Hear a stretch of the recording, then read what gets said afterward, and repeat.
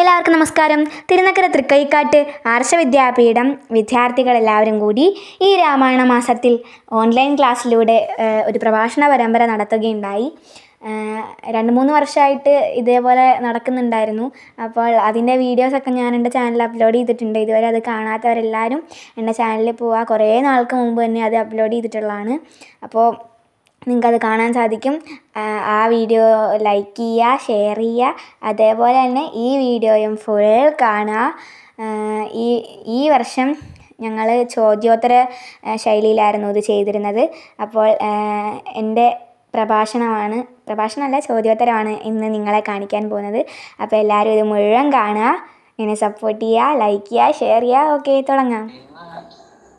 പ്രഭാഷണത്തിലും സന്ധ്യാനാമത്തിലൊക്കെ പങ്കെടുക്കുന്ന മിടുക്കികള് ദേവിക, ഈശ നമ്പ്യാർ, ധൃതി എ നായർ എന്നിവരാണ്. ഞാൻ യാദൃശ്യമായിട്ടാണെങ്കിലും കുഞ്ഞുങ്ങളുടെ പേരിലേക്ക് ഞാൻ അന്ന് ശ്രദ്ധിച്ചപ്പോൾ തന്നെ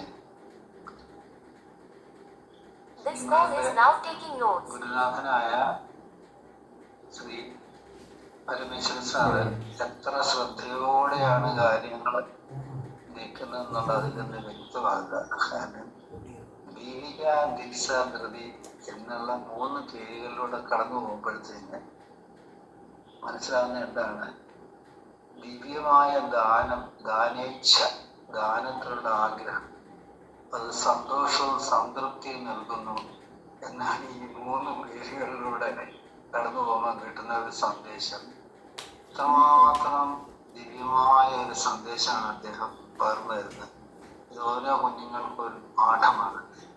ദിവ്യമായ ദാനത്തിനുള്ള ആഗ്രഹം, അതാണ് സന്തോഷവും സംതൃപ്തിയും ജീവിതത്തിൽ നൽകുന്നത് എന്നാണ് ഈ കുഞ്ഞുങ്ങളുടെ പേരുകളിലൂടെ കടന്നു പോകാൻ കാണുന്നത്. അതൊരു വലിയൊരു സുഹൃത്താണല്ലോ ഇങ്ങനെയുള്ള ഒരു സദസ്സില് എനിക്ക് ഇങ്ങനെ പങ്കെടുക്കാൻ പറ്റുന്നുള്ളത് തന്നെ ഒരു വലിയ സന്തോഷം. എന്തായാലും ദേവികയും ഈശ നമ്പ്യാരെയും, അതായത് നമ്മുടെ പ്രഭാഷണം ചോദ്യോത്തര രൂപത്തിലുള്ള പ്രഭാഷണങ്ങളാകുന്നു, അതിലേക്ക് ദേവികയും ദിൽസ നമ്പ്യാരിനെ ക്ഷണിക്കുന്നു.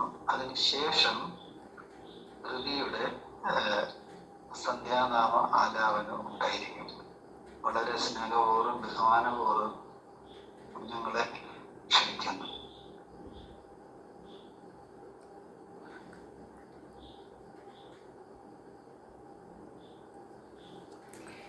എല്ലാവർക്കും നമസ്കാരം.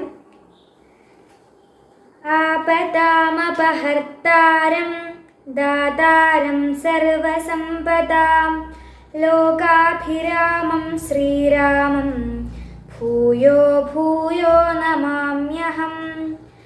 രാമായ രാമഭദ്രായ രാമചന്ദ്രായ വേദസേ രഘുനാഥായ നാഥായ സീതായ പതയേ നമഃ. മനോജവം മാരുതതുല്യവേഗം ജിതേന്ദ്രിയം ബുദ്ധിമതാം വരിഷ്ഠം വാതാത്മജം വാനരയൂഥമുഖ്യം ശ്രീരാമദൂതം മനസാ സ്മരാമി. എല്ലാവർക്കും നമസ്കാരം. രാമായ രാമഭദ്രായ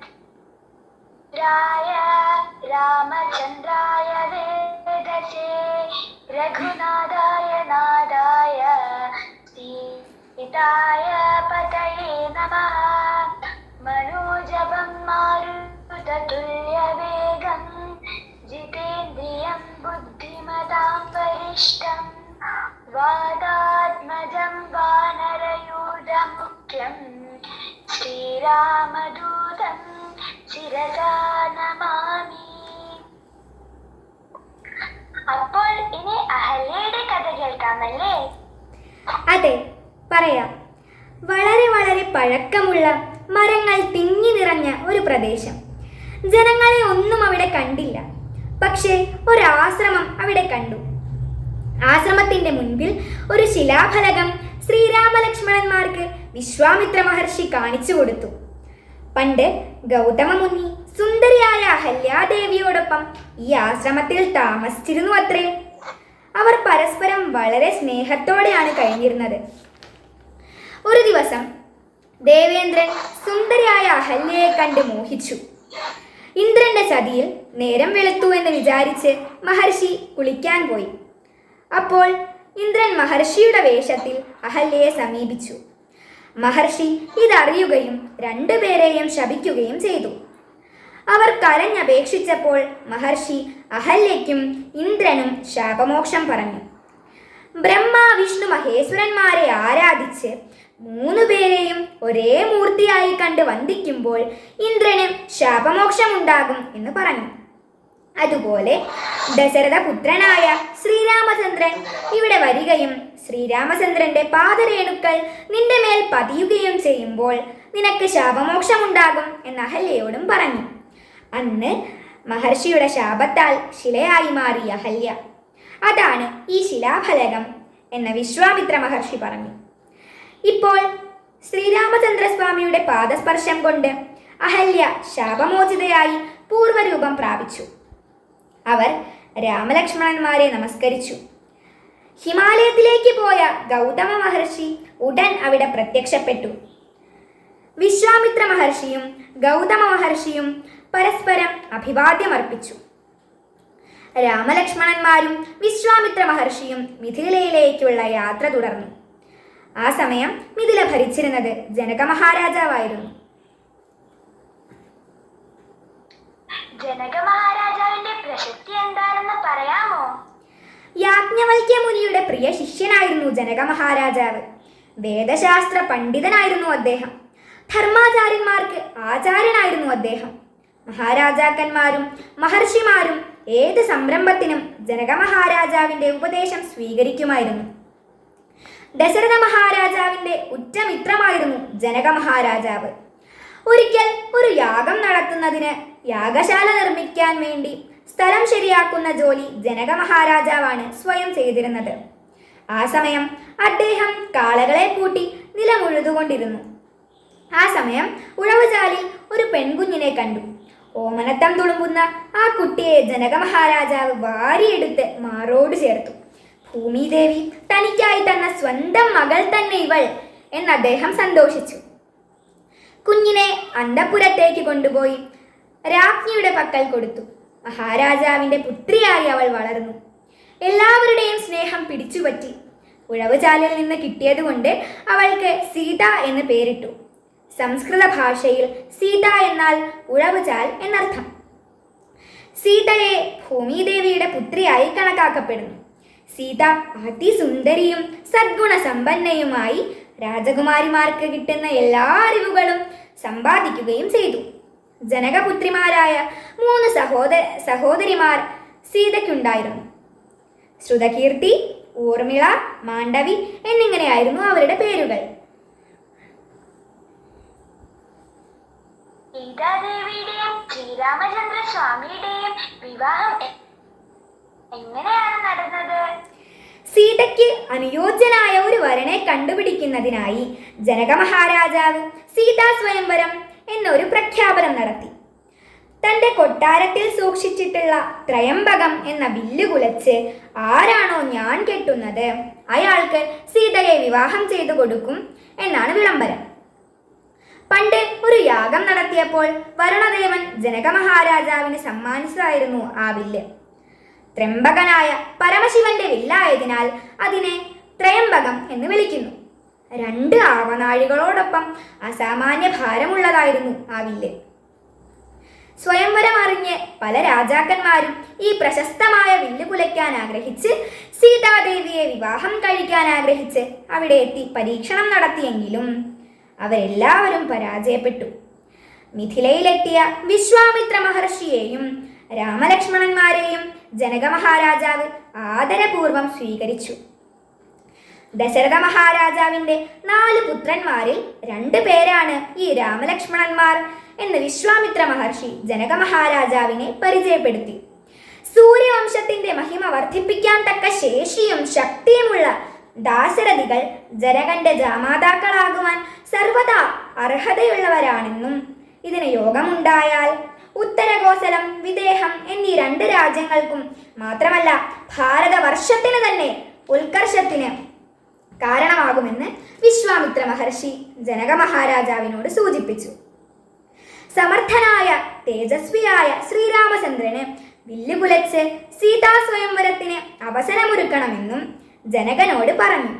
ജനക മഹാരാജാവ് വളരെയധികം സന്തോഷത്തോടെ വിവരം മന്ത്രിപ്രമുഖരെ അറിയിക്കുകയും പിറ്റേ ദിവസം നടക്കുന്ന ശാപപരീക്ഷണം വീക്ഷിക്കുന്നതിനായി എല്ലാവരെയും ക്ഷണിക്കുകയും ചെയ്തു.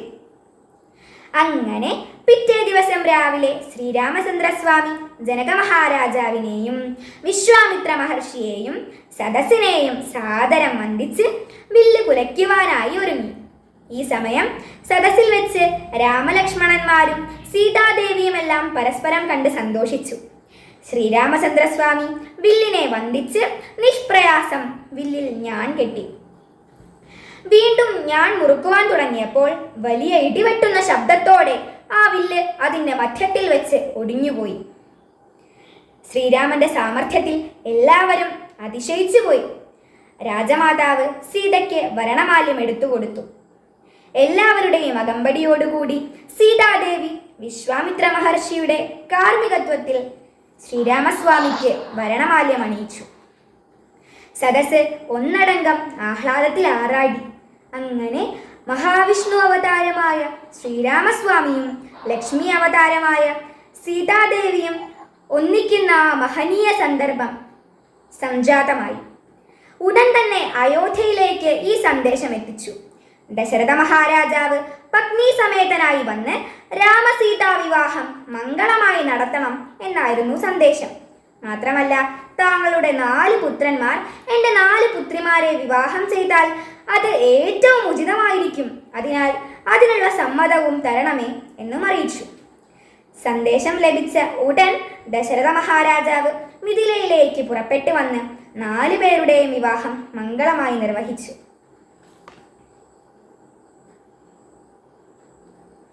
ശ്രീരാമ, ഭരത, ലക്ഷ്മണ, ശത്രുഘ്നന്മാരുടെ പത്നിമാർ യഥാവിധക്രമം ആരൊക്കെയാണെന്ന് പറയാമോ? ശ്രീരാമചന്ദ്രസ്വാമി സീതയെയും, ഭരതൻ മാണ്ഡവിയെയും, ലക്ഷ്മണൻ ഊർമിളയെയും, ശത്രുഘ്നൻ ശ്രുതകീർത്തിയെയുമാണ് വിവാഹം കഴിച്ചത്. ഞങ്ങൾക്ക് രാമായണ കഥകൾ പറയുവാനും കേൾക്കുവാനും അവസരമൊരുക്കിയ ഞങ്ങളുടെ ഗുരുനാഥനായ പരമേശ്വരൻ സാറിനും സ്വാമിയാർ മഠത്തിലെ എല്ലാ ഗുരുക്കന്മാർക്കും ഞങ്ങളുടെ നന്ദി അറിയിക്കുന്നു. അതുപോലെ ഞങ്ങളുടെ പ്രഭാഷണം കേൾക്കുവാനും ഞങ്ങളെ അനുഗ്രഹിക്കുവാനും എത്തിയ എല്ലാ സജ്ജനങ്ങൾക്കും ഞങ്ങളുടെ നന്ദി അറിയിക്കുന്നു. ശ്രീരാമസ്വാമിയുടെയും ഹനുമാൻ സ്വാമിയുടെയും എൻ്റെ ഗുരുനാഥന്മാരുടെയും പാദങ്ങളിൽ ഞാൻ സാഷ്ടാംഗം നമസ്കരിക്കുന്നു. നന്ദി, നമസ്തേ. മനോഹരമായി ചോദ്യോത്തര പങ്ക്തിക്ക് ശേഷം ദേവികയെ നിൽച്ച് ഒരുപോലെ വളരെ ആത്മാർത്ഥമായിട്ട് പങ്കെടുത്തായാലും ചോദ്യോത്തര പങ്ക്തിക്ക് ശേഷം നമുക്ക് സന്ധ്യാനാമം കേൾക്കാം. ധൃതിയെ ക്ഷണിക്കും.